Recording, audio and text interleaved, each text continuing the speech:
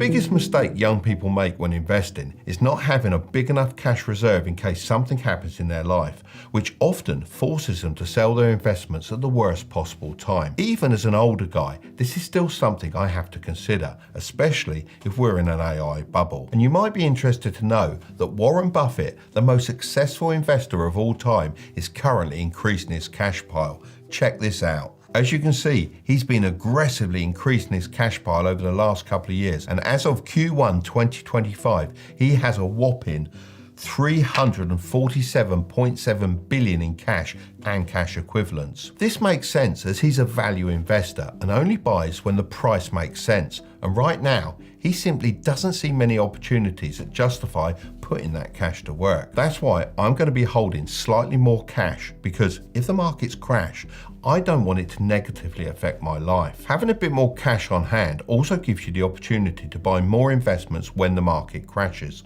And I say when, not if, because it always happens at some point. This is super important because cash is king during a stock market crash. I'm still going to keep putting most of my money into the S&P 500 so that if AI continues driving growth, I'm invested in the businesses leading that change. But to protect myself from a potential AI bubble, I'm also diversifying into the global markets, small and mid-cap stocks, gold and cash. Because the truth is, nobody knows what the market will do next. So instead of trying to predict it, I'm preparing for both outcomes.